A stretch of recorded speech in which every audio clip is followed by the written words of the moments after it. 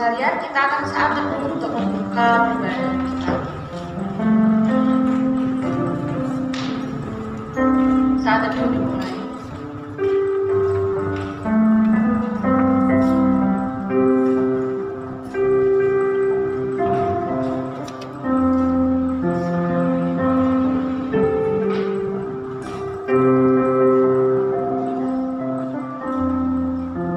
Mazmur 100 ayat 2-3 berkata, "Beribadahlah kepada Tuhan dengan sukacita, datanglah ke hadapannya dengan sorak-sorai. Ketahuilah bahwa Tuhanlah Allah, Dialah menjadikan kita dan punya Dialah kita, umatnya dan kawanan domba gembalaannya." Pertolongan kita adalah dalam nama Tuhan yang menjadikan langit dan bumi. Kasih karunia dan damai sejahtera dari Allah, Bapa kita dan dari Tuhan Yesus Kristus menyertai kamu. Amin. Bapak Ibu, seperti yang sudah disampaikan pada Mazmur ya, bahwa kita datang beribadah hari ini, malah kita dengan sukacita, kita bersorak-sorai, kita menyanyi, memuliakan nama Tuhan. Mari sama-sama kita angkat suara, kita nyanyi PPK 11, Tuhan Allah hadir.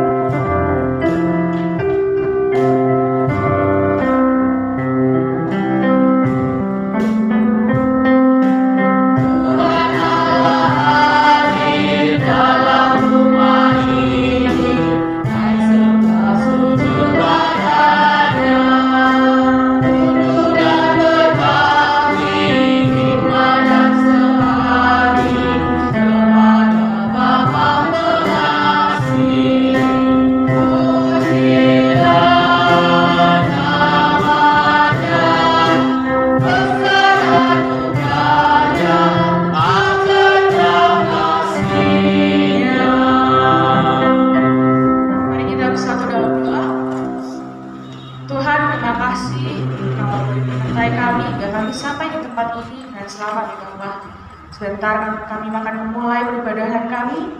Mohon kami berdoa Tuhan boleh hadir di tempat ini, boleh hadir di hati kami masing-masing, supaya kami boleh fokus memuliakan nama-Mu ya Bapak. Dan beribadah yang kami berikan ini boleh berkenan di hadapan-Mu. Kami serahkan jalannya ibadah kami dari awal hingga akhir hanya ke dalam tangan-Mu Bapak. Sertai dan berkatilah supaya kami melalui peribadahan ini kami boleh mendapat makanan rohani kami. Ini Ini doa kami serahkan semuanya hanya ke dalam tangan-Mu dalam nama Tuhan Yesus. Haleluya. Amin.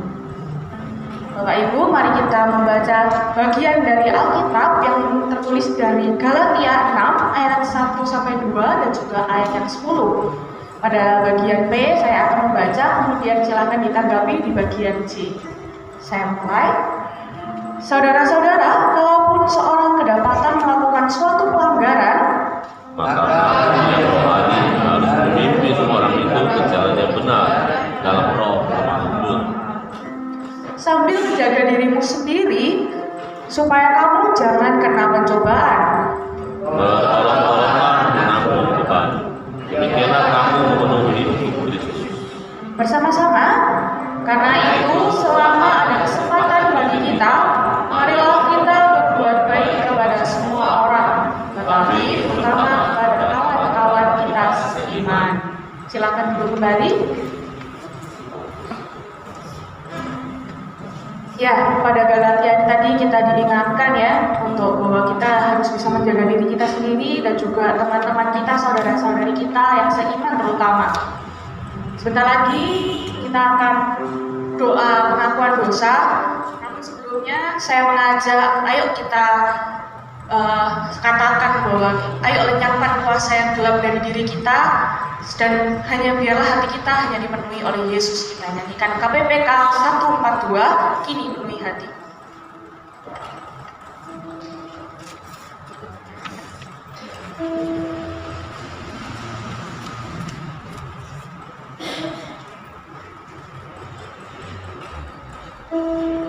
Terima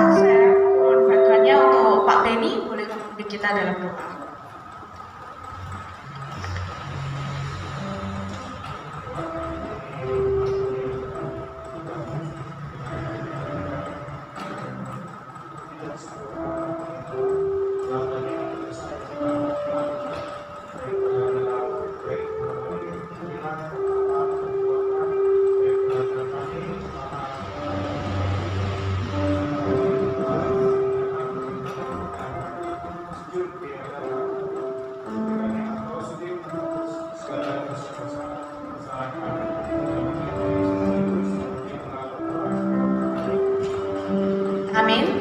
Silakan Bapak Ibu, dari tadi kita sudah menyanyikan ya, kita memohon Tuhan boleh hadir di sini. Tuhan juga yang menyiapkan hati kita.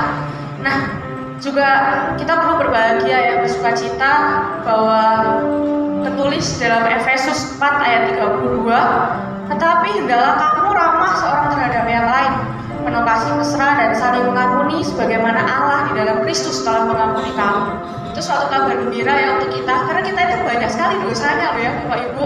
Tapi itu tadi Tuhan Allah kita yang sudah banyak kita jahati pun mau mengampuni kita. Yuk mari sama-sama kalau begitu kita hidup sesuai dengan petunjuk hidup baru yang tertulis dalam Kolose 3 ayat 16. Hendaklah perkataan Kristus diam dengan segala kekayaannya di antara kamu, sehingga kamu dengan segala hikmat mengajar dan menegur seorang akan yang lain. Dan sambil menyanyikan mazmur dan puji-pujian dan nyanyian rohani, kamu mengucap syukur kepada Allah di dalam hatimu. Ada amin Bapak Ibu sekalian? Amin ya. Mari kita menyanyikan mazmur, kita puji-pujian, kita mengucap syukur kepada Tuhan. Karena dalam segala hal yang terjadi dalam hidup kita, segala ombang-ambingnya, naik turunnya, kita tetap punya perlindungan dalam Tuhan Yesus. Mari kita sama-sama nyanyikan di badai topan dunia, kita tetap punya perlindungan, yaitu Tuhan gunung batu kita.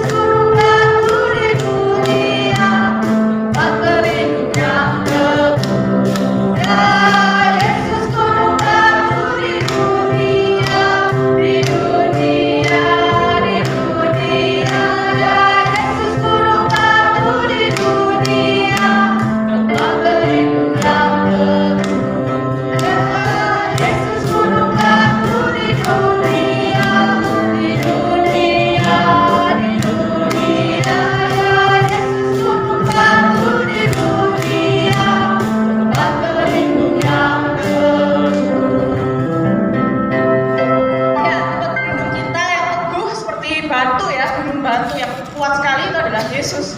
Maka kita mari sama-sama kita akui iman kita kepada Yesus dalam pengakuan iman rasuli. Aku percaya pada Allah, Bapa yang Maha Kuasa, Khalik langit dan bumi, dan kepada Yesus Kristus, Anaknya yang tunggal Tuhan kita, yang dikandung dari Roh Kudus, lahir dari darah Maria, yang menderita sengsara di bawah pemerintahan Pontius Pilatus, disalibkan, mati dan dikuburkan, turun ke dalam kerajaan maut. Pada hari yang ketiga, bangkit pula dari antara orang mati, naik ke surga, duduk di sebelah kanan Allah, Bapa yang Maha Kuasa. Dan dari sana ia akan datang untuk menghakimi orang yang hidup dan yang mati. Aku percaya pada Roh Kudus, gereja yang kudus dan aman, persekutuan orang kudus, pengampunan dosa, kebangkitan tubuh, dan yang hidup yang kekal. Amin. Masih dalam sikap berdiri, mari kita sama-sama kita menaikkan doa kita. Kita mau berdoa untuk pertumbuhan kerohanian kita masing-masing, juga saudara-saudari kita di sekitar. Kita berdoa supaya hidup kita itu bisa menjadi sesuatu kesaksian. Serta apabila Bapak Ibu punya pergumulan, mari kita juga ikut berdoa pada pagi hari ini. Kemudian kita juga berdoa untuk pemerintah kita, yaitu Presiden, jajaran menteri, sampai juga ke pemerintah daerah kecil ya, sampai kecamatan kelurahan, supaya Tuhan itu memberikan hikmat dan terutama saat membuat kebijakan bagi kita semua. Terakhir kita juga mau berdoa untuk panti asuhan, panti jompo dan anak jalanan, meskipun mereka sendiri ya tidak punya keluarga, tapi Tuhan selalu pelihara mereka juga melalui muridnya dan juga melalui kita. Mari kita sama-sama kita angkat suara, kita berdoa untuk 3 hal ini. Tuhan Yesus, terima kasih untuk semua.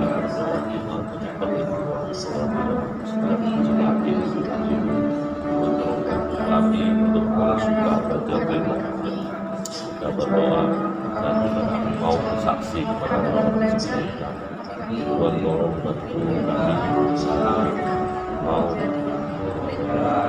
kasih diri kami dan Tuhan memperbaiki kami masing-masing. Tidak semua dari kami menjadi Tuhan. kita sudah berbuat bersama kami Tapi bolehlah kami masing-masing dalam kegiatan kami sendiri. Dimanapun kami berada, kami melakukan juga menjadi dekat bagi sesama, menjadi kesaksian bagi orang Indonesia Bapak. Kami mau berdoa Bapak untuk tiap pergumulan kami. Tahu menjadi anak tidak mudah, tapi kami percaya Tuhan yang bisa menguatkan kami dalam perjalanan ini. Bapak, kami juga mau berdoa untuk Indonesia Bapak. Yang setiap hari kami melihat di berita, kadang-kala menjadi tidak baik-baik saja. Supaya Tuhan, supaya Tuhan bijaksana dan kekuatan pemerintah kami, supaya dalam pelaksanaan kebijakan memang untuk mensejahterakan warga Indonesia Bapak yang terbaik untuk negara ini. Kami juga berdoa Bapak untuk saudara-saudara kami yang saat ini mungkin kami juga saat ini kita berjuang sendirian di jalanan Bapak. Kau tahu punya kekuatan mereka sendiri. Saya Tuhanlah yang Engkau yang akan negara mereka, kekuatan mereka, supaya meskipun mereka di tengah kesendirian mereka tetap boleh percaya bahwa Tuhan dan kita kuatkan. Pakai kami, pakai anak-anak yang lain supaya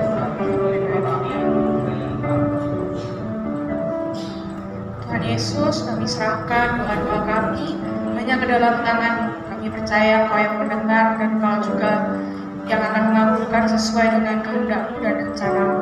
Kami percaya waktu yang terbaik ya Bapak. Kami serahkan semuanya hanya ke dalam tangan-Mu dalam nama Tuhan Yesus. Haleluya. Amin. Silakan duduk kembali.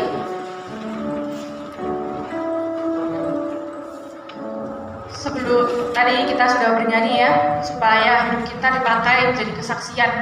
Nah, selanjutnya kita juga akan mendengarkan kesaksian dalam bentuk pujian yang disampaikan oleh pemuda remaja Ora Elabora. Waktu dan tempat saya sudah.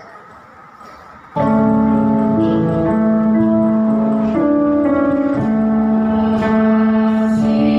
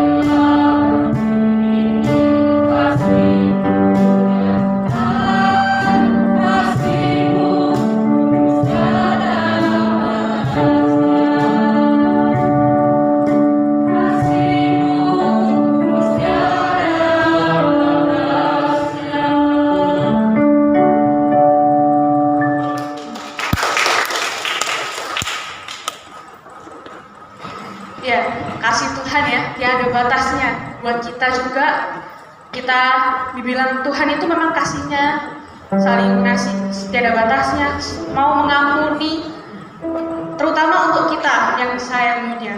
Mari sebentar lagi kita mau belajar dari firman Tuhan, seperti tadi sudah dinyanyikan oleh pemuda remaja. Meskipun mereka di tengah banyaknya pilihan dunia ya, anak pemuda remaja ini dihadapi dengan gadget, pertemanan, cintaan dan sebagainya, tapi mereka mengatakan bahwa ajarilah kami ya Bapak kasih.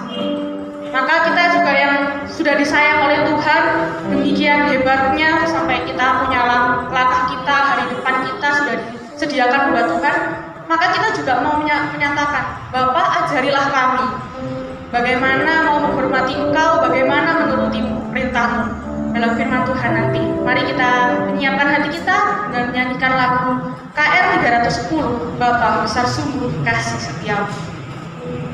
Sungguh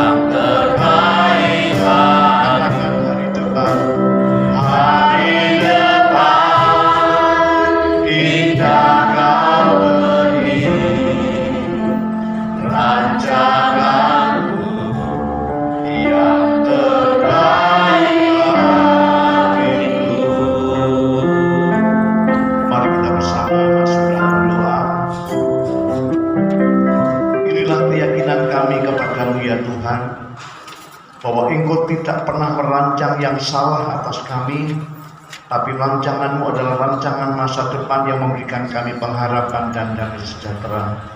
Kami sungguh bersyukur dan bangga punya Allah seperti Engkau.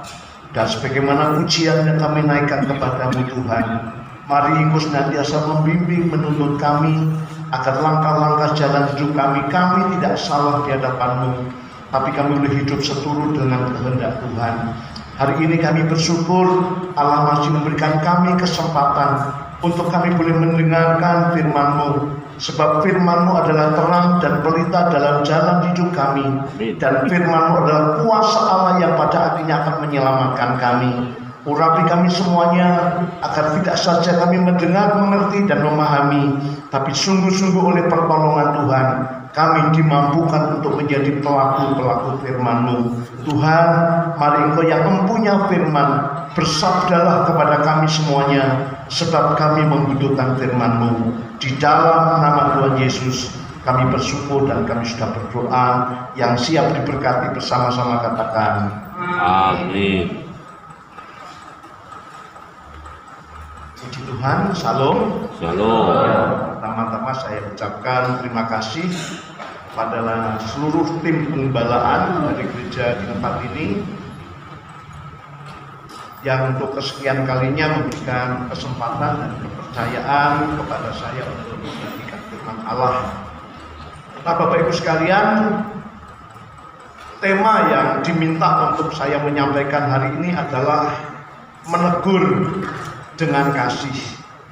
Sebagai ayat bacaan kita, mari kita akan baca bersama-sama. Kita buka Alkitab kita dalam Injil Matius pasal yang ke-18 ayat 15 sampai 20. Saya akan bacakan demikian bunyi firman Tuhan. Matius pasal 18 ayat 15 sampai 20. Tentang menasehati sesama saudara. Apabila saudaramu berbuat dosa, tegurlah dia di bawah 4 mata.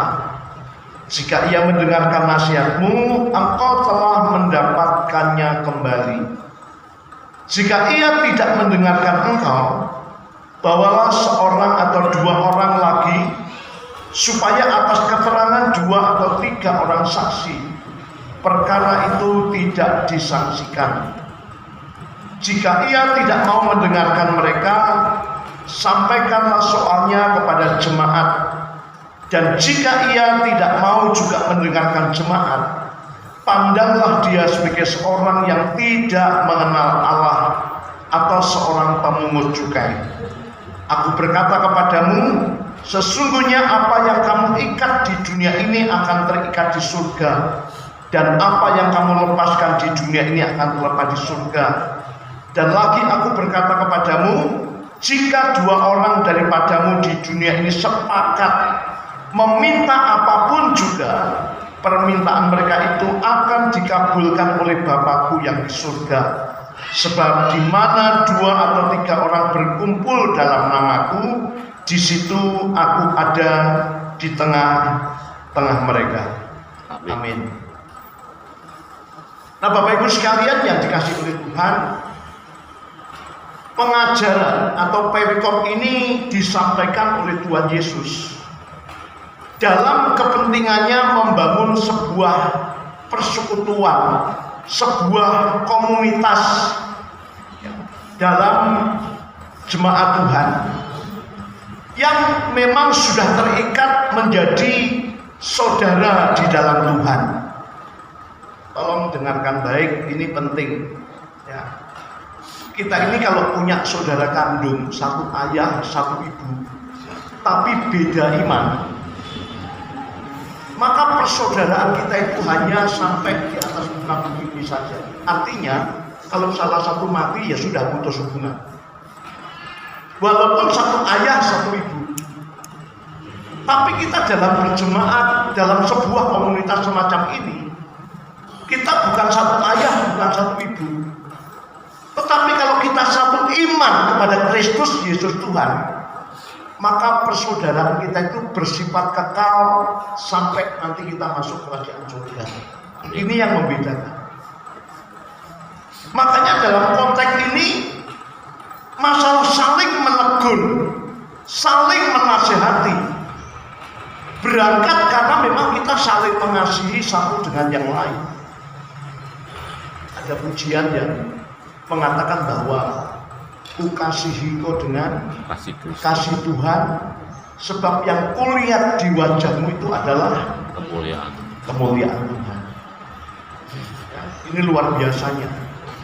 Saya sebagai seorang hamba Tuhan sampai hari ini mungkin terhitung sudah 36 tahun saya tinggalkan pekerjaan karena saya yakin panggilan Allah, dan sepenuh waktu saya habiskan hanya untuk melayani Tuhan.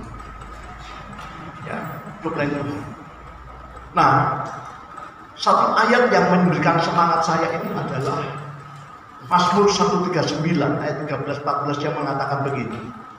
Sebab engkaulah yang membentuk buah pinggangku, menenun aku dalam kandungan ibuku, dan aku bersyukur kepadamu oleh karena kejadianku itu dahsyat dan ajaib. Itu yang kita katakan. Jadi artinya bahwa setiap kita, apapun keberadaan kita, saudara dan saya itu diciptakan dengan cara yang dahsyat dan ajaib. Nah, kalau proses penciptaannya dengan cara yang dahsyat dan ajaib, maka sebenarnya dalam diri kita itu waktu Tuhan menciptakan, Tuhan sudah melengkapi kita yang bahasa Alkitab mengatakan diberikan talenta, diberikan karunia, diberikan potensi. Jadi tidak ada yang bisa berkata saya tidak bisa melayani, saya tidak boleh. Ya, semua kita pasti bisa, ya tentu masing-masing sesuai dengan panggilannya. Saudara tidak bisa seperti saya, kebalikannya juga saya tidak bisa dengan saudara. Tapi seperti Paulus katakan, sama seperti tahap satu tubuh itu ada banyak anggota, cuma masing-masing anggota itu fungsinya memang berbeda-beda. Ini cara kita melihat siapapun saudara seiman kita, di mana kita sudah disatukan di dalam Kristus Yesus Tuhan.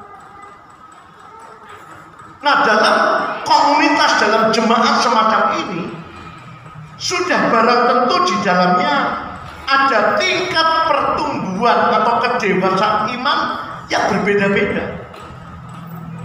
Ada yang dewasa, tapi juga masih ada yang kekanak-kanakan. Ada yang imannya kuat, tapi juga masih ada yang imannya lemah. Sebab kedewasaan iman seseorang itu bukan ditentukan oleh berapa lamanya dia menjadi Kristen, berapa tingginya tingkat pendidikan yang dimiliki, bahkan berapa panjang gelar yang disandang, bukan. Tapi kedewasaan iman itu ditentukan sejauh mana kita punya hasrat, punya gairah, punya semangat untuk mencintai Tuhan. Bahasa Alkitab menggunakan seberapa kita tiap hari itu punya rasa haus dan lapar akan Tuhan.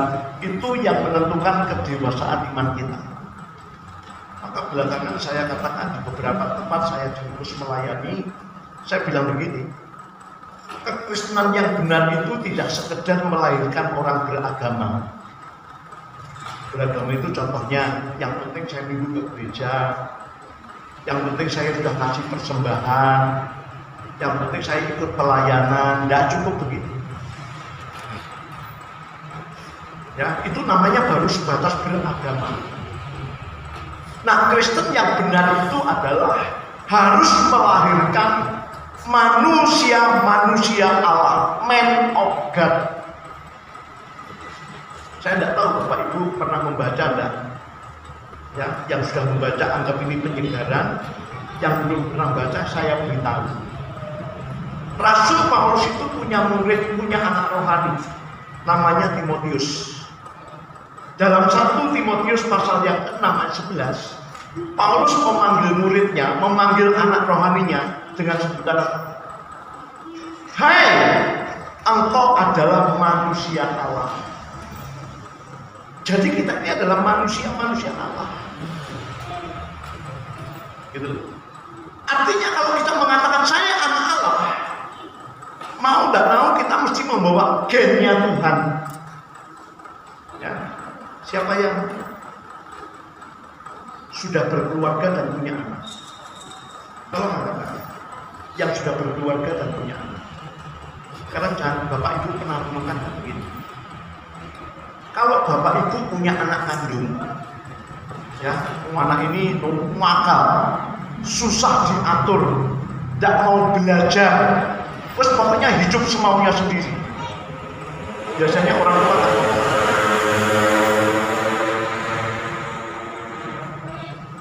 halo?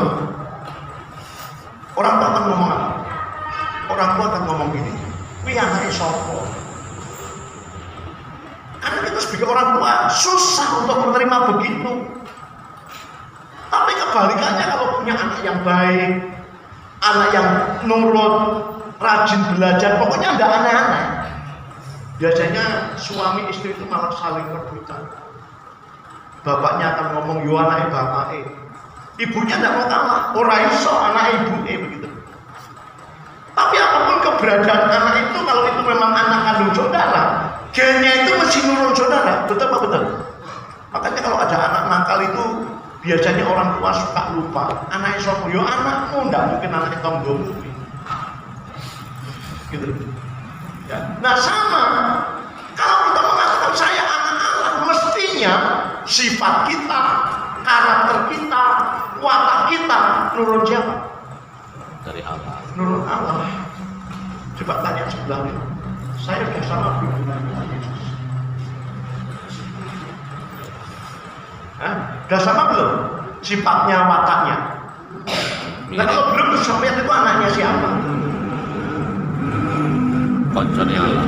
Ya, makanya kekristenan itu tidak cukup hanya melahirkan orang beragama. Kristen itu ya mungkin kalau secara sosial kita ditanya orang agamamu apa, kan mesti ngomong Kristen kan.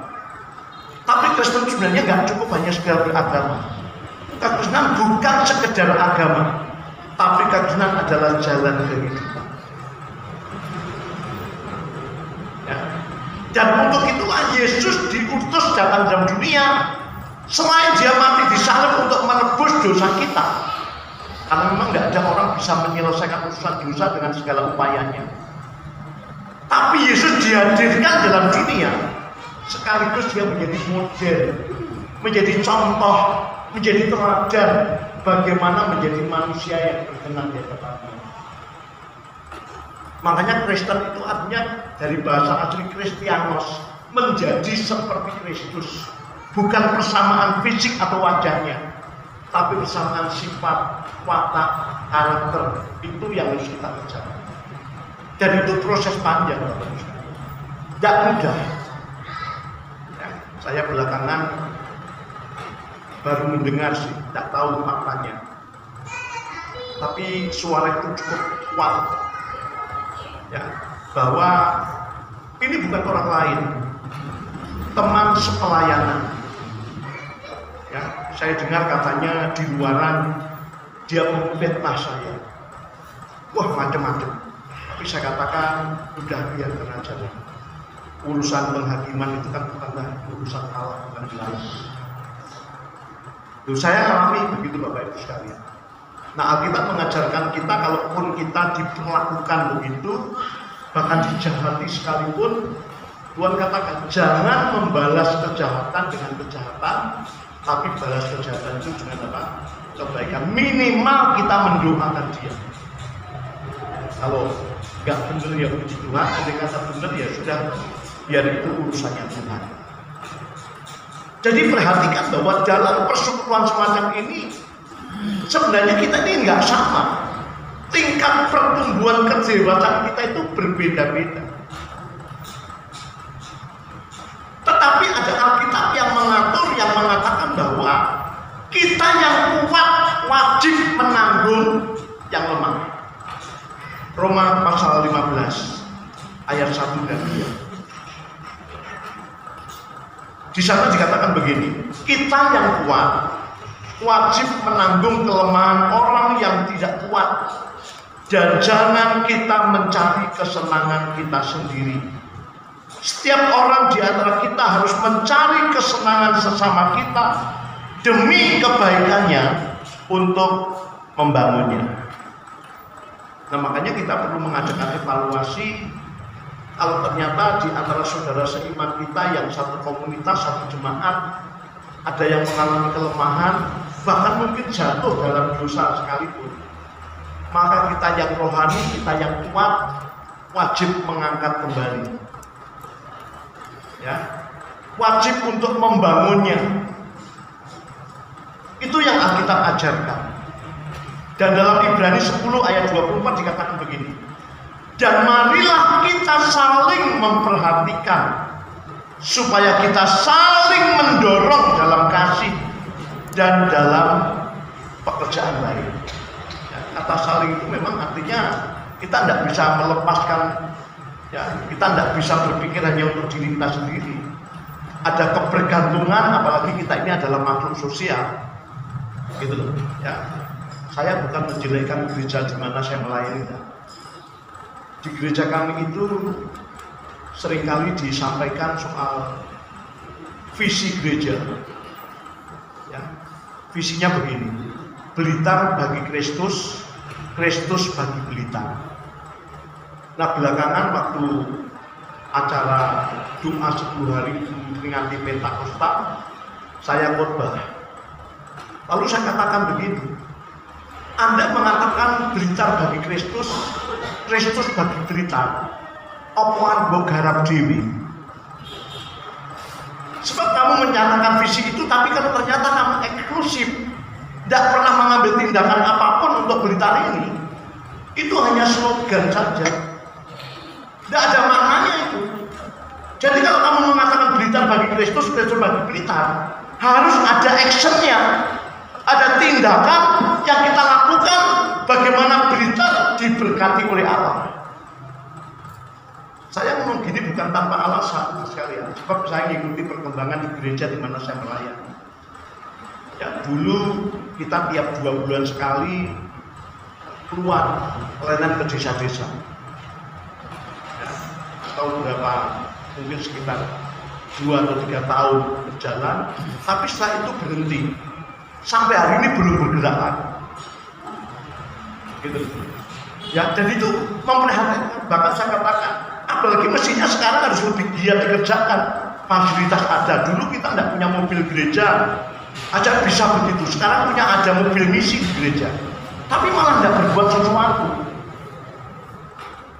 Ya, saya berani ngomong begitu sekali, karena ini melihat sebuah fakta. Jangan sampai kita hanya sekedar pintar membuat slogan, tapi kita tidak lakukan. Nah, saya sendiri bersyukur saya punya satu tim, bukan terdiri hanya satu gereja. Berbagai latar belakang gereja, bahkan dari Katolik juga ada. Tiap bulan saya keluar pelayanan ke desa-desa, ya, ke desa-desa sejarahnya, dan kami sudah jalan 3 tahun. Itu dipicu ada seorang anak Tuhan yang saya lihat kalau masa mudanya itu sempat berpikir waktu itu, walaupun saya tidak dekat. Cuma saya lihat ini bakal dan diopo karena saking nakal sih anak. Gitu loh, nakal pokoknya masa mudanya. Nah setelah dia menikah, hidupnya diubahkan oleh Tuhan. Sekarang dia bisa buka usaha. Ya, sementara ini karyawannya saja sudah 100. Saya kalau mau tunjukkan, ya nanti aja lah. Kalau selesai ibadah pengen tahu, silakan tanya sama saya. Ya, ini tempatnya juga di Blitar tapi kabupaten. Nah dia tergerak. Ayo Pak, aku pengen berbagi, saya diberkati, pengen memberkati. Dan sasarannya adalah pedesaan. Waktu dia bentuk tim ini, saya tidak tahu. Ya, tiba-tiba setelah tim terbentuk, datang ke rumah saya, ngomong begini, Pak, kita pelayanan ke desa-desa dan kita butuh pengkhotbah. Nah kalau khotbah di desa kayaknya Bapak yang paling cocok itu. Ya saya katakan, oke, siap. Pokoknya besok itu siap mangan timbul, jangan kates, jangan minta yang muluk-muluk gitu. Dan kita sudah jalan 3 tahun. Ya, kita kalau ke desa itu tidak tangan hampa, kita mesti saling bakti sosial semacam itu. Terakhir kemarin kita ke desa Sumberanun. Ya, saya tidak mau mengatakan soal apanya, tapi kalau kita mau mengatakan, membuat suatu keputusan, membuat suatu semboyan, coba kita buktikan actionmu itu apa. Jangan cuma sekedar ngomong tapi tidak ada buktinya, karena Alkitab berkata iman itu dibutuhkan tindakan. Iman tanpa perbuatan tidak ada artinya itu. Termasuk dalam kita berjemaat semacam ini, tadi saya katakan sudah, ada yang kuat, ada yang lemah, ada yang dewasa, ada yang kanak-kanak. Nah, Alkitab perintahkan yang dewasa harus menanggung yang lemah untuk mengangkat mereka. Itu yang Alkitab katakan, Bapak Ibu sekalian. Ya, tadi sudah saya singgung ayatnya Roma 15, Ibrani pasal 10.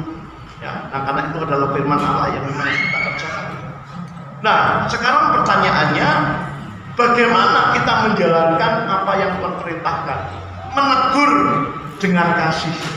Ini konteksnya jangan ditinggalkan ya. Ini konteksnya adalah dalam sebuah persekutuan, sebuah komunitas. Jadi tidak mungkin kita melibatkan orang di luar komunitas kita. Nanti tidak ketemu konteksnya. Ya, konteksnya adalah dalam persekutuan kita semacam ini. Yang pertama untuk menjalankan tugas menegur teman kita, saudara kita dalam Tuhan, dalam kasih. Yang pertama ya memang kita mesti hidup, di mana hidup itu dijalani atas dasar kasih. Tadi lagu terakhir anak muda mengatakan, ajarilah kami ini saling mengasihi. Sebab memang tidak ada kekuatan apapun dalam menjalani hidup ini selain kasih Allah yang kita jadikan dasar. Dan kasih di sini bukan kasih eros. Kasih eros itu adalah kasih yang ada unsur birainya. Aku mengasihi kamu karena kamu cantik, kamu ganteng, itu kasih eros.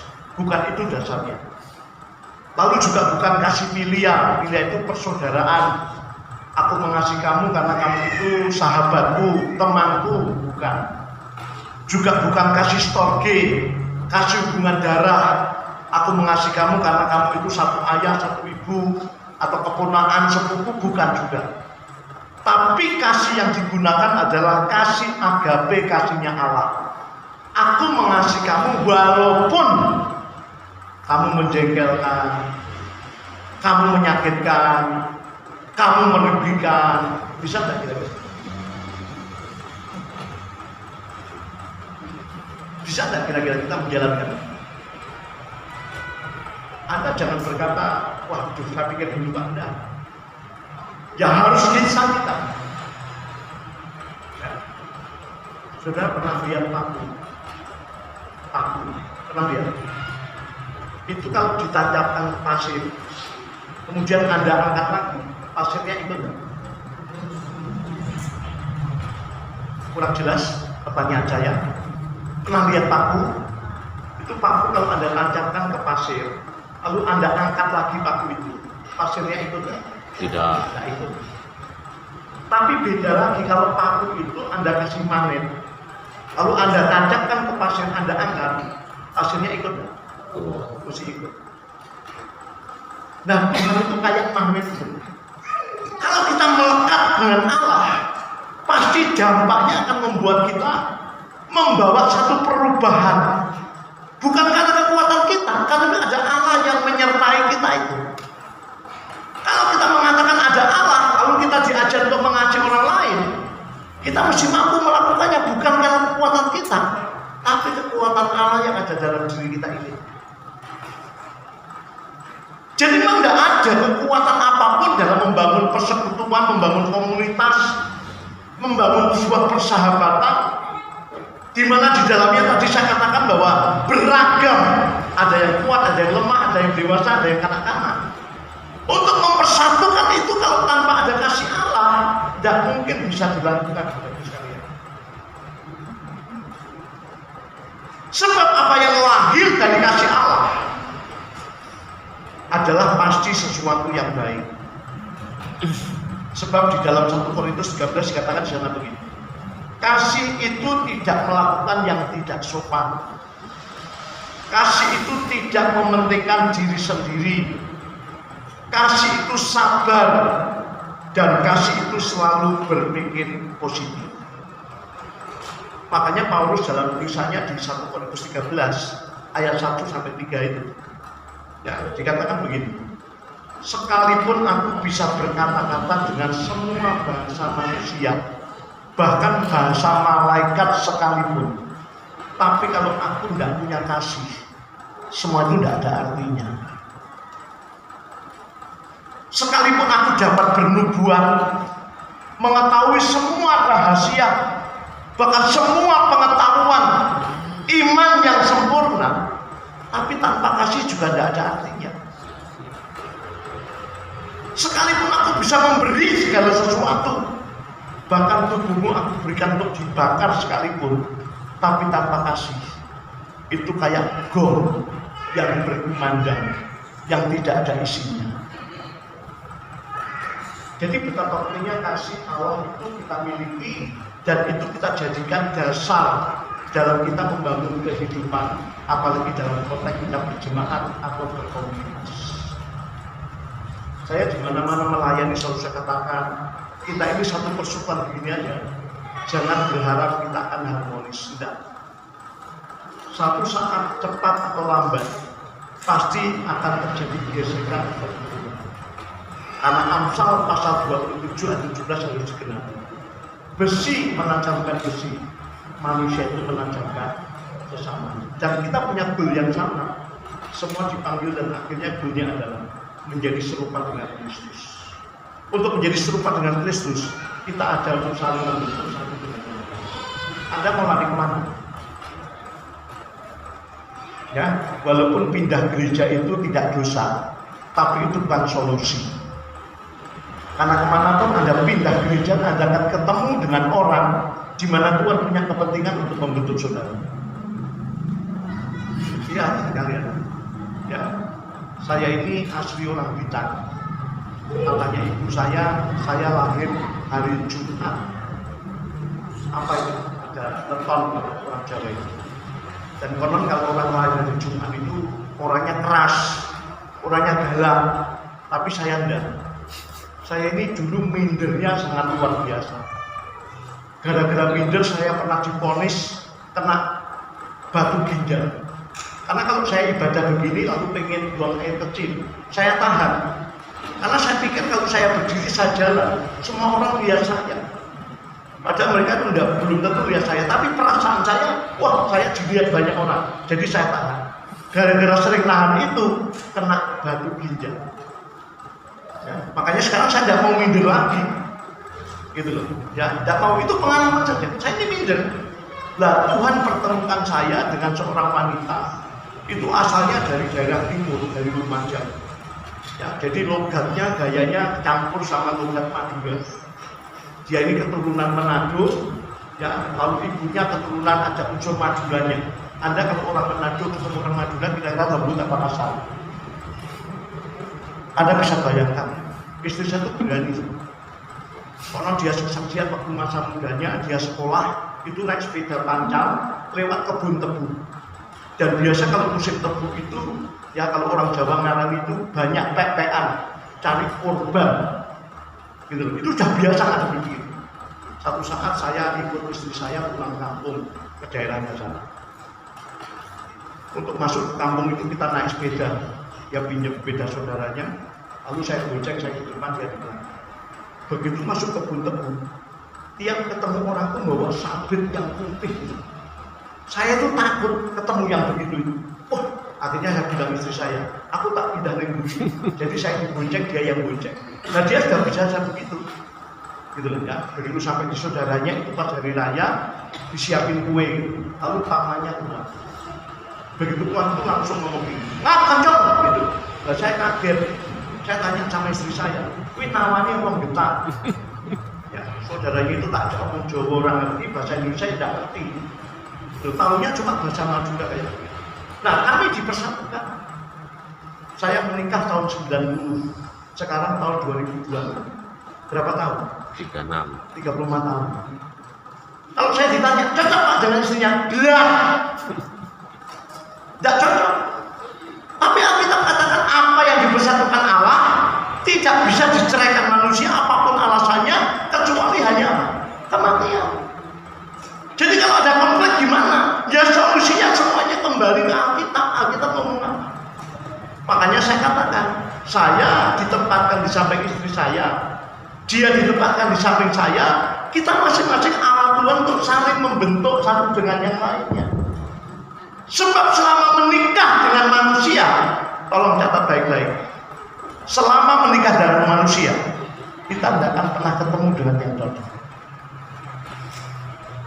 Maka jangan pernah punya cita-cita untuk ganti pasangan. Alkitab katakan apa yang dipersentuhkan Allah tidak boleh diceraikan manusia apapun alasannya, kecuali hanya kematian. Tapi juga jangan berdoa buat pasangan dan mati bentang hijau, jangan juga. Ya, jadi itu jangankan berjemaat, kita satu keluarga saja sepasang suami istri aja untuk saling membentuk satu dengan yang lainnya, begitu. Ya, ini hari-hari ini di jemaat saya ajarkan, ya, tolong Bapak Ibu sekalian yang berkeluarga terutama, kalau bisa itu makin tua malah makin mesra. Jangan keluarga itu isinya gegeran terus begitu. Ya, tidak akan pernah ada habisnya begitu. Ya, apapun pasangan yang Tuhan tempatkan di sampingmu, dia adalah alat Tuhan untuk membentuk kamu. Goalnya adalah menjadi serupa dengan siapa? Yesus. Nah, untuk mempraktekkan itu hanya kasih Allah yang memampukan kita untuk bisa melakukannya. Amin. Ya, nah itu loh. Ya, jadi Paulus katakan apapun kita bisa kerjakan kita buat. Tapi kalau apa yang kita kerjakan tidak dilandasi dengan kasih Allah, semua itu tidak ada artinya. Makanya menjalani hidup itu harus dilandasi dengan kasih, bukan kasih eros, bukan kasih filia, bukan storge, tapi kasih agape, kasihnya Allah. Ini yang pertama. Yang kedua, untuk kita bisa menegur sesama kita dengan kasih, tidak ada cara lain selain memang kita harus memiliki hati seperti hatinya Tuhan. Coba perhatikan di ayat 15 dalam bacaan kita. Apabila saudaramu berbuat dosa, tegurlah dia di bawah 4 mata. Jika ia mendengarkan nasihatmu, engkau telah mendapatkannya kembali. Ada frasa yang mengatakan mendapatkannya kembali. Maksudnya apa? Maksudnya adalah bahwa di sini Yesus mengajarkan hidup ini orientasinya hanyalah keselamatan jiwa-jiwa. Kita dipanggil diselamatkan bukan untuk menikmati keselamatan diri kita sendiri, tapi juga perlu berpikir untuk keselamatan orang lain. Kenapa? Sebab hatinya Allah adalah di mana Allah tidak menghendaki seorang pun binasa. Dan untuk itulah Yesus diutus ke dalam dunia menjadi penebus dosa semua manusia. Tidak usah dibuka, saya kira ini ayat hafalan. Di Injil Yohanes 3:16 berkata apa? Karena begitu besar kasih Allah akan dunia ini, akan dunia. Jadi Yesus datang itu bukan hanya untuk sekelompok orang, sekelompok suku, bukan. Apapun sukunya, apapun bahasanya, apapun bangsanya, seluruh dunia itu dikasih Tuhan. Itu hatinya Allah. Maka di ayat ini juga berkata bahwa aku tidak menghendaki seorang pun binasa, tapi aku ingin semua diselamatkan. Ya, di dalam Injil Yohanes 17 ayat 12 bahkan dikatakan begini. Saya bacakan yang ini, Yohanes 17:12. Karena selama aku bersama mereka, aku memelihara mereka dalam namamu, yaitu namamu yang telah kau berikan kepadaku. Aku telah menjaga mereka dan tidak ada seorang pun dari mereka yang binasa, selain daripada dia yang telah ditentukan untuk binasa, supaya genaplah yang tertulis dalam kitab suci. Prinsipnya semua dikasih, tapi kalau tidak dikasih ya sudah. Ya. Nah, karena itu Bapak Ibu sekalian yang dikasih Tuhan, memiliki hatinya Tuhan itu artinya memiliki hati untuk melayani. Bukankah Yesus menyampaikan perumpamaan tentang domba yang hilang? Ya, kalau orang punya 100 domba, 1 hilang, maka yang 99 ditinggalkan, dia cari yang 1. Kenapa? Sebab yang 1 itu berharga. Saya belum lama mendengarkan kesaksian dari wakil ketua sinode kami, Jemaat Kristen Indonesia. Dia seorang gembala, menggembalakan satu gereja cukup besar di daerah Salatiga, Jawa Tengah. Satu saat Pak Pendeta ini khotbah, ya seperti saya khotbah ini. Tiba-tiba ada preman masuk dalam gereja, pakai tato semuanya, duduk di depan. Dia nunggu Pak Pendeta ini khotbah. Begitu selesai langsung dia maju. Dia berkata, Pak Pendeta, izinkan saya ikut keluarga Bapak. Dia pokoknya pengen ikut keluarga pendeta itu. Lalu Pak Pendeta tanya sama istrinya, "Mak, gimana ini?" Terus istrinya bilang, "Ya mau dibilang apa? Sudah diterima saja." Akhirnya si preman ini dibawa pulang ke rumahnya Pak Pendeta. Sore harinya rumah Pak Pendeta ini dikepung sama polisi. Karena ternyata dia pencuri. Dia ambil jajah mencuri sepeda motor. Makanya dia lari ke gereja. Kok dikepung?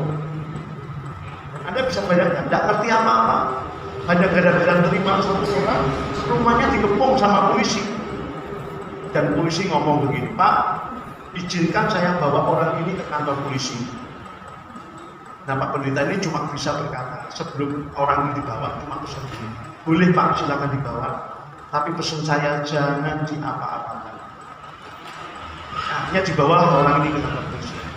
Tapi besoknya dikembalikan lagi ke rumahnya Pak Pendeta ini. Dikembalikan dalam keadaan utuh, tidak kekurangan satu apapun. Akhirnya dibimbinglah oleh Pak Pendeta orang ini, si preman. Ya, namanya panggilannya itu Bugel. Ya, dibimbing, dibina bertahun-tahun, kemudian disekolahkan Alkitab, dan sudah tahu hari ini preman itu jadi pendeta. Namanya dari Bugel dibaptis, dirubah namanya menjadi Andreas. Jangan dibalik ya, yang namanya Andreas lalu berubah jadi Bugel, jangan. Ini Bugel berubah jadi Andreas. Dan nggak tanggung-tanggung. Pelayanannya bukan di dalam negeri, pelayanannya di luar negeri. Kalau pelayan di luar negeri itu kira-kira ngomongnya pakai bahasa apa? Tentu bukan bahasa Jawa. Coba Anda bayangkan, seorang preman bisa diubah menjadi seorang hamba Tuhan dan dipakai uang sampai hari ini. Kenapa? Karena ada hamba Tuhan yang peduli, hamba Tuhan yang mengasihi, hamba Tuhan yang bisa menerima dia. Coba Anda kata hamba Tuhan itu menolak, tidak mau menerima dia, mungkin dia tetap jadi preman. Tapi karena ada yang peduli, ada yang terima. Dan kita pun kalau boleh jujur, siapa kita dulu? Kita ini bukan siapa-siapa. Kita ini bukankah manusia berdosa, terbuang di hadapan Allah. Selayaknya kita dihukum, tapi bersyukur ada Allah yang mengasihi kita, sehingga Anda dan saya diterima apa adanya oleh Tuhan. Dia tidak mengungkit masa lalu kita kayak apa. Buat Tuhan tidak penting. Yang penting setelah di dalam Tuhan kita diubah oleh Allah. Saya tadi kebuka ya. Kalau kita ini ilustrasi sederhana. Ya. Waktu kita datang kepada Tuhan, Tuhan itu terima kita itu apa adanya. Apapun masa lalumu, apapun keberadaanmu, Tuhan terima itu apa adanya. Tapi ingat, setelah itu berada di tangan Tuhan, Tuhan tidak membiarkan kau apa adanya. Ia akan membentuk saudara, ia akan mengubah saudara menjadi pribadi seperti yang Tuhan inginkan. Dan keinginan Tuhan setiap pribadi adalah saudara dan saya dipanggil, dipilih agar hidup kita gunakan untuk mempermuliakan nama Tuhan. Amin. Saya lupa, kalau tidak salah saya pernah menjelaskan di sini. Kita tidak asing dengan istilah dosa, tapi dosa itu apa? Dosa itu dari kata hamartia, artinya meleset. Maksudnya begini, Tuhan itu membentuk kita, menciptakan kita, menyebut kita dengan namanya, supaya hidupmu memuliakan nama Allah. Itu tujuan utama Tuhan memanggil. Ketika engkau tidak memuliakan Allah, kita sudah meleset dari sasaran Tuhan.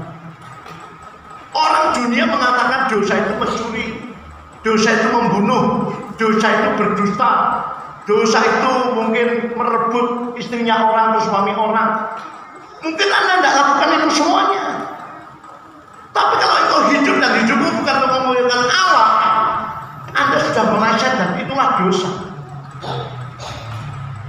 Maka memuliakan Allah itu bukan pilihan, itu keharusan. Semua orang percaya dipanggil, diciptakan, tujuan hidupnya adalah memuliakan nama Tuhan. Tentu tadi saya katakan sesuai dengan kapasitas, kemampuan, talenta yang Tuhan berikan pada kita masing-masing.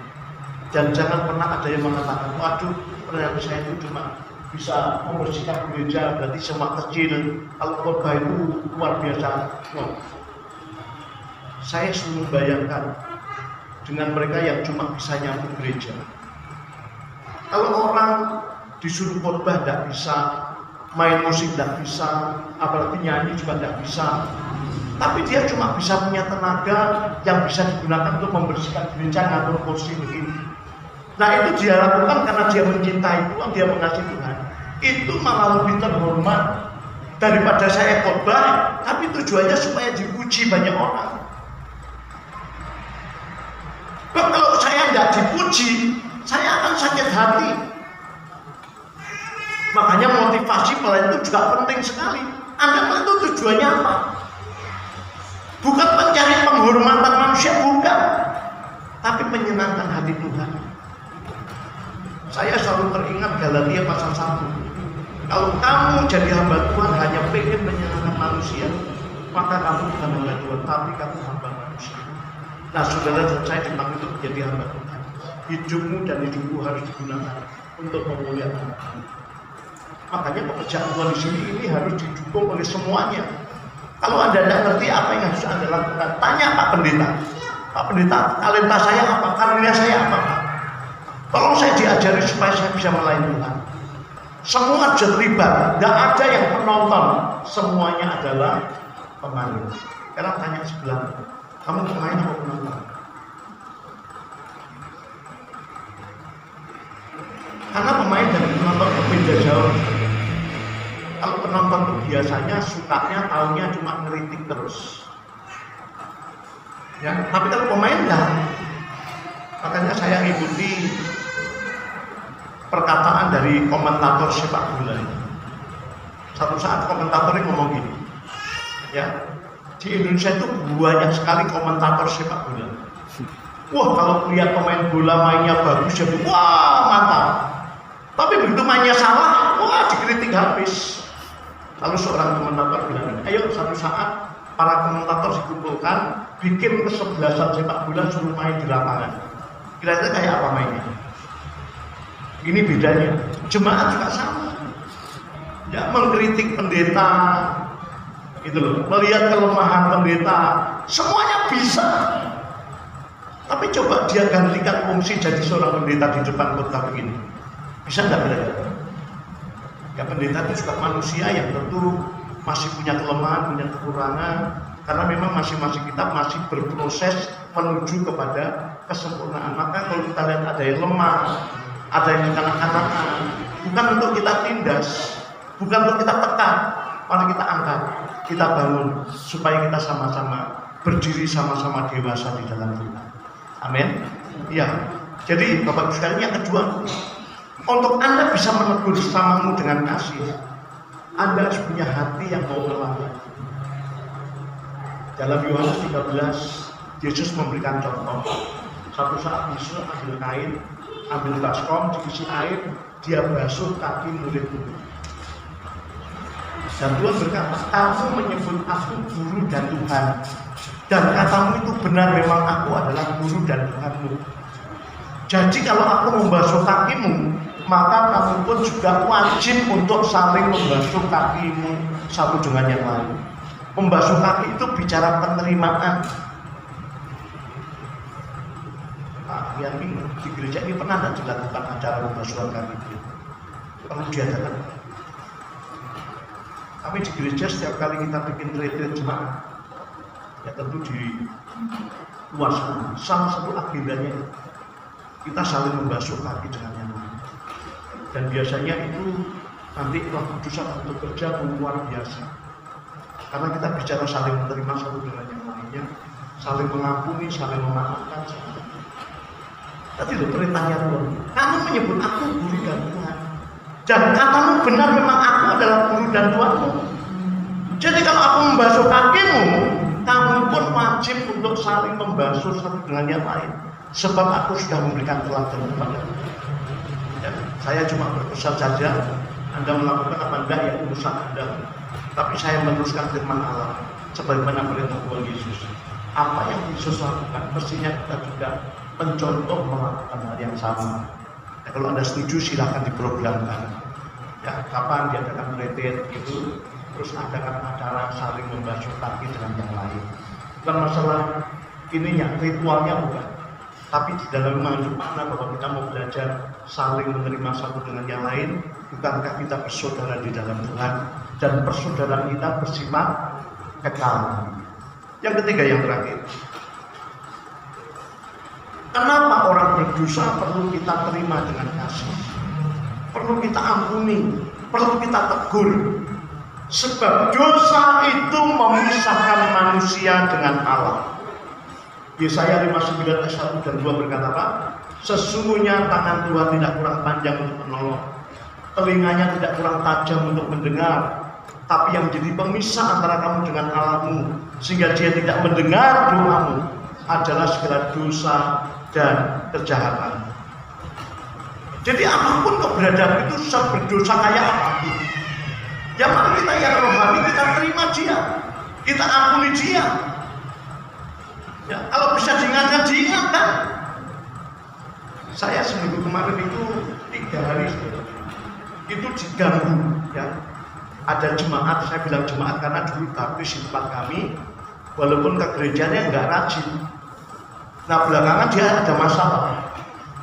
Ya, istrinya rupanya sudah nggak kuat ngadepi suami model begitu, nggak mau kerja di tempat kerja, dia juga nggak digaji.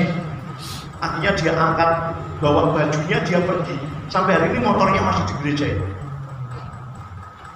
Ya, dia tinggalkan suaminya. Nah, kemudian suaminya itu datang ke rumah saya 3 hari berturut-turut, pas jam saya waktunya istirahat. Tapi ya namanya juga jemaat, ya saya terima saja, saya korbankan jam istirahat saya. Hari pertama dia bilang gini, Pak, Bapak kan tahu saya lagi punya masalah dengan istri, saya pergi Pak, tinggalkan saya. Nah terus maunya apa? Tolong saya dikasih solusi Pak. Lalu saya bilang sama Bapak ini, Pak, saya nggak bisa ngasih solusi kecuali Bapak datang berdua dengan istrimu. Nanti kalau Bapak sendiri saya kasih solusi, kecenderungannya akan sepihak. Saya cuma dengar cerita dari Bapak, tidak dengar cerita dari istrimu. Jadi kalau pengen dapat solusi, tunggu istrimu pulang, datang ke sini berdua, baru kita ngomong bersama. Itu clear. Oke Pak. Lalu dia pulang. Besoknya datang lagi, jam yang sama. Ya, tiba-tiba dia ngomong gini, Pak, saya sudah tahu Pak istri saya, dia sudah sama pria lain. Gitu. Lalu saya tanya, kamu ngomong gitu itu kamu tahu sendiri atau kata orang? Terus dia bilang, saya tanyakan kepada orang pintar Pak. Terus akhirnya saya bilang, Pak, jenengan itu ngaku anak Allah, kok sih percaya yang begitu-begitu? Padahal itu belum tentu benar. Daripada kepalamu makin pusing, masalahmu tidak selesai. Lebih baik Bapak pulang berdoa, biar Tuhan yang bekerja.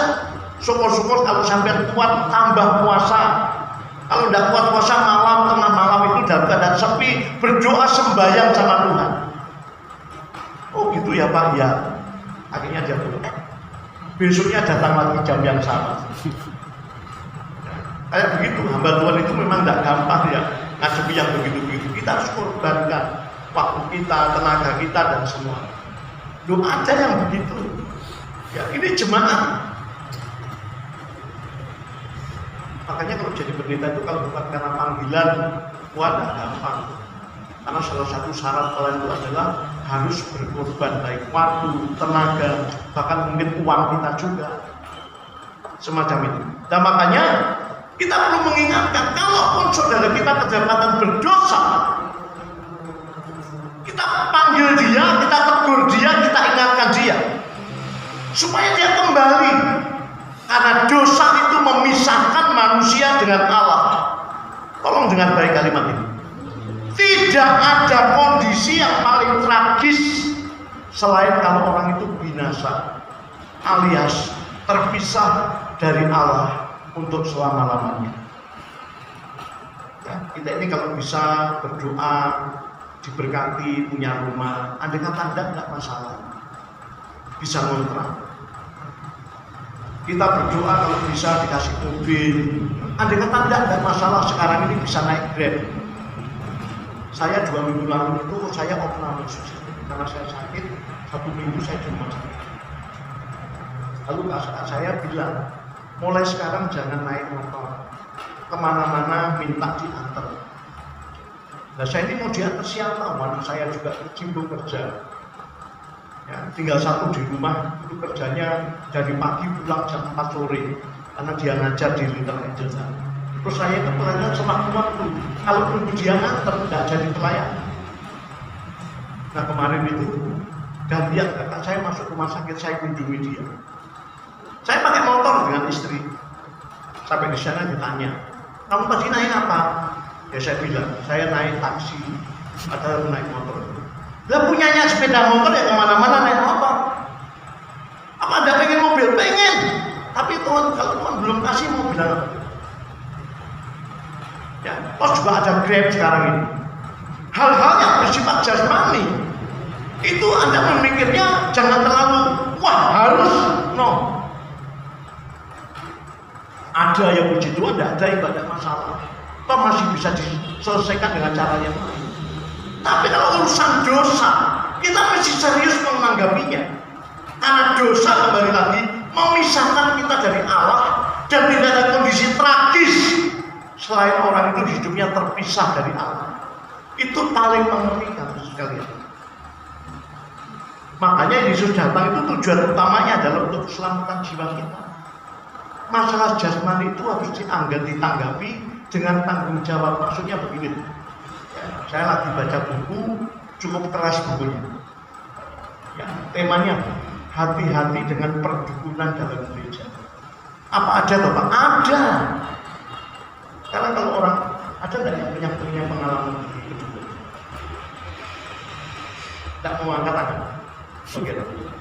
Orang kalau pergi ke dukun, nggak penting dia kenal tidak sama dukun. Yang penting persyaratannya dipenuhi. Ya, lalu keinginannya pengen tercapai. Itu kan orang pergi ke dukun. Nah kadang-kadang orang pergi ke Tuhan juga sama. Ngaku sok kenal padahal juga tidak kenal sama Tuhan karena tidak pernah ada relasi.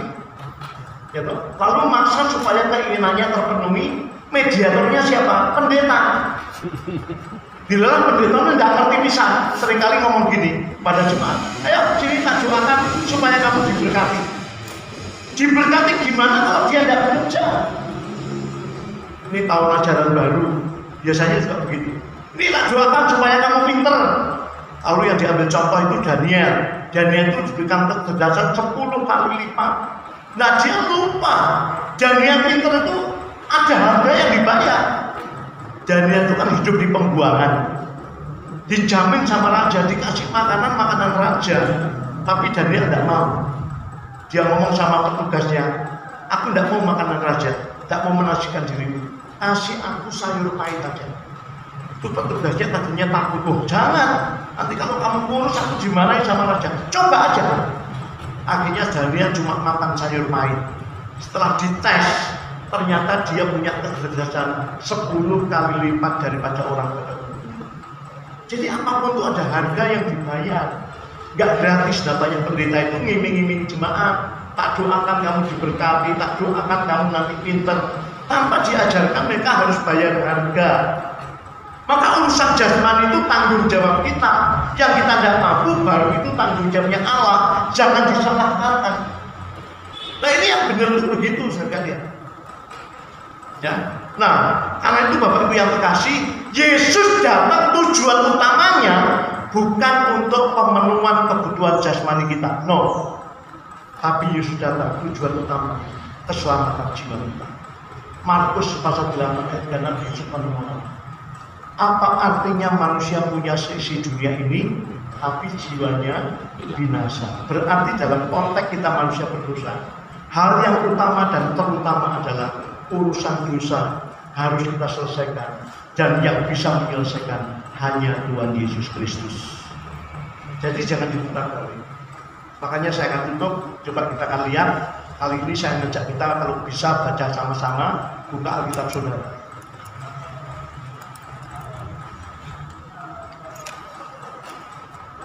Dalam Perjanjian Lama, ratapan pasal yang ketiga. Ratapan 3 ayat 39 sampai 41.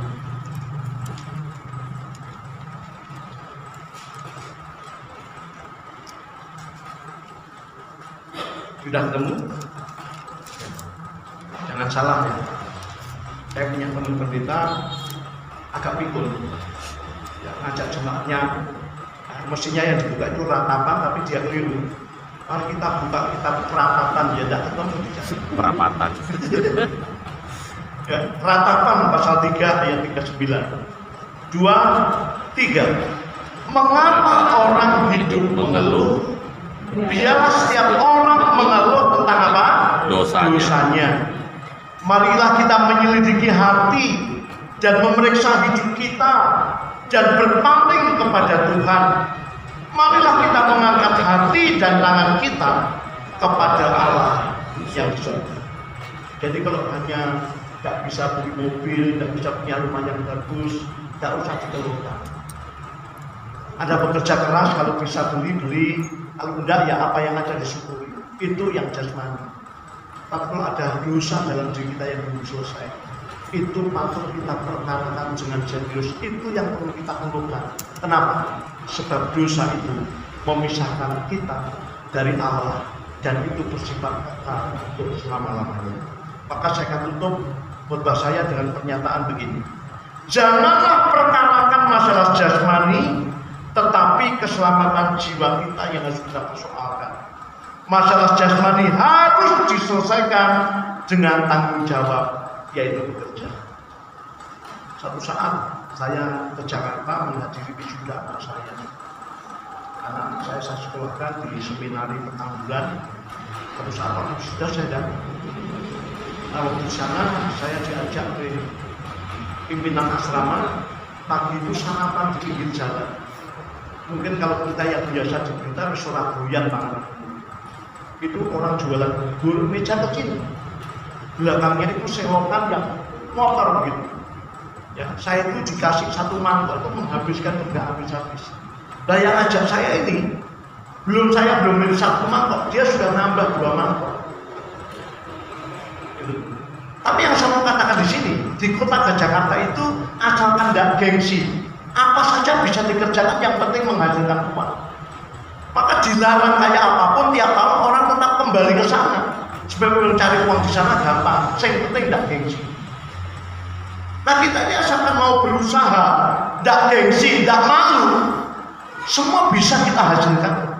Maka saya katakan tadi, urusan jasmani itu bukan wilayahnya Allah, itu tanggung jawab kita. Yang penting nggak meri, tidak gengsi, tidak malu, apalagi tidak mencuri. Anda bisa berbuat sesuatu. Tapi urusan yang penting dalam hidup ini adalah selesaikan urusan dosa. Dan yang bisa menyelesaikan urusan dosa hanyalah Yesus Kristus Tuhan.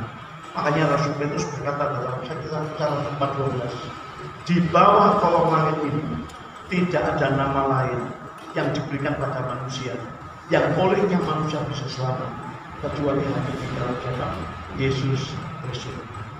Biarlah renungan ini memberkati kita supaya persekutuan kita, komunitas kita tetap utuh. Walaupun kita tahu ada yang kuat, ada yang lemah, ada yang dewasa, kekanak-kanakan, maka kita patut untuk saling menegur, saling menasihati, saling menerima satu dengan yang lainnya. Sebab memang kita ada untuk saling membentuk satu dengan yang lainnya, yang goalnya adalah kita semakin serupa dengan Yesus Tuhan. Tuhan memberkati. Kita akan tutup dalam doa. Namun sebelumnya saya senang nyanyikan lagu tadi. Silakan main musik bersama ke depan. Kita nyanyikan lagu terakhir tadi. Bapa besar sungguh kasih setiamu. nyata sungguh perlindungan. Tak satu kuasa pun dapat memisahkan aku dari kasih. Dan biarlah kasih itulah yang memenuhi hidup kita, memotivasi kita untuk dalam komunitas, dalam persaudaraan, persekutuan kita. Kita saling belajar menerima satu dengan yang lain. Kita saling menasihati, saling mendorong dalam berbuat kasih. Dan kalaupun ada saudara kita yang perlu kita tegur karena dosa mereka, kita pun menegur dasarnya karena kita mengasihi dia. Karena Allah menginginkan tidak seorang pun binasa, tapi semua diselamatkan oleh Tuhan. Haleluya.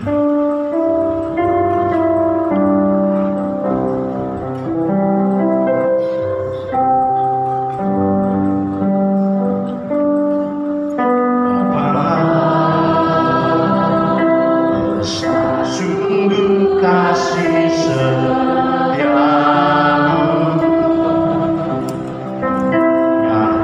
sungguh perlindunganmu, tak satu kuasa mampu bisa aku dari kasih-Mu.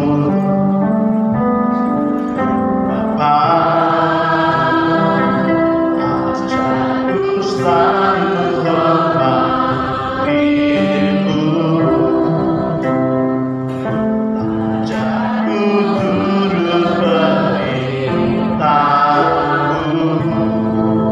berikan-Mu hati untuk menyembah dan bersyukur setiap waktu, seperti Bapa setia anaknya.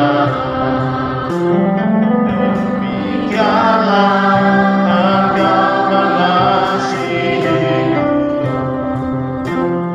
Kau jadikan biji mataku, Kau berikan semua yang ada padamu, seperti Bapa sayang anaknya. Demikianlah Kau menuntun langkahku, hari depan indah Kau beri, rancangan yang terbaik bagiku. Katakan sekali lagi, seperti Bapa sayang anaknya. Saya undang semuanya bangkit berdiri. Demikianlah Engkau mengasihiku, Kau jadikan biji matamu, Kau berikan semua yang ada padamu, seperti Bapa sayang anaknya. Demikianlah Kau berikan hari depan indah Kau beri, rancangan-Mu yang terbaik bagiku. Bapa, kami sungguh bersyukur untuk kebenaran firman Tuhan yang sudah kami dengar pada saat ini. Biarlah firman-Mu Tuhan meneguhkan hati kami. Firman-Mu berakar, bertumbuh dan berbuah di dalam hidup kami. Sehingga kami di dalam berjemaat GKI hidup ini, kami saling menegur dengan kasih, bukan dengan cara yang dunia ajarkan, tapi cara Tuhan bagaimana kami harus menegur. Biarlah Tuhan kami belajar melalui firman-Mu hari ini. Biarlah kami saling menegur dengan kasih Tuhan yang sudah Tuhan ajarkan dalam hidup kami. Kami juga berdoa secara khusus untuk hamba-Mu yang sudah menyampaikan firman hari ini. Kiranya Tuhan berkati di dalam pelayanan, bahkan bahkan dalam keluarga, bahkan dalam kesehatan, sehingga Tuhan terus pakai untuk menjadi alat Tuhan di dalam menyampaikan firman-Mu, memberitakan Injil dimanapun Tuhan utus untuk pakai. Berkati juga Tuhan seluruh kami jemaat Tuhan yang sudah mendengar firman ini. Dalam firman ini kami tanamkan di dalam hati kami, dan kami praktekkan dimanapun kami berada, sehingga kami boleh menegur satu dengan yang lain dengan kasih. Kami mulai dalam keluarga kami, komunitas kami, bahkan dimanapun kami berada. Terima kasih Tuhan Yesus, biarlah firman-Mu tetap ada di dalam hati kami. Di dalam nama Tuhan Yesus, Juru Selamat kami hidup, kami telah berdoa. Amin. Silakan. Kita telah diingatkan kembali melalui firman Tuhan. Biasanya kalau memang kita tiap hari Minggu baktian kita diingatkan melalui firman Tuhan ya. Tapi harapannya setelah ini kita juga di sehari-hari kita juga menjadi berkat bagi sesama kita berani menegur juga. Tapi ingat, kita menegur dengan kasih, jangan malah mempermalukan saudara. Mari sambil meresponi firman Tuhan, kita nyanyikan, jadikan berkat Tuhan, supaya orang di sekitar kita juga merasakan berkat dari kehadiran Tuhan. Kita sambil nyanyikan ini akan dijalankan persembahan yang akan dilayani oleh Bapak Ibu.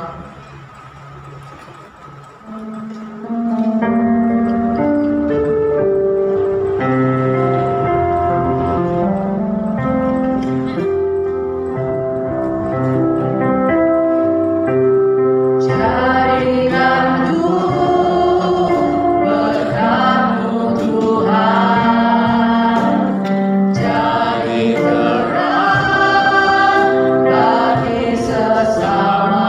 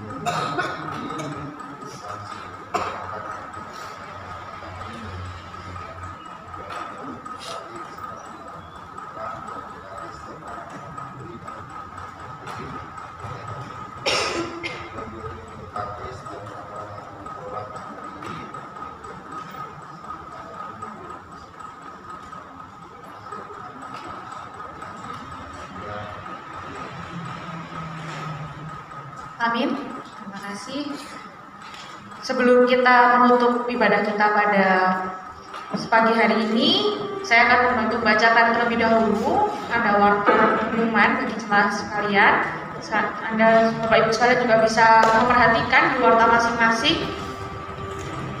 Pertama-tama saya mewakili jemaat mengucapkan selamat datang bagi jemaat Tuhan yang baru pertama kali beribadah di GKI Roti Hidup, dan juga mengucapkan terima kasih atas pelayanannya kepada Bapak Pendeta Yohana Tanadi. Tuhan Yesus memberkati.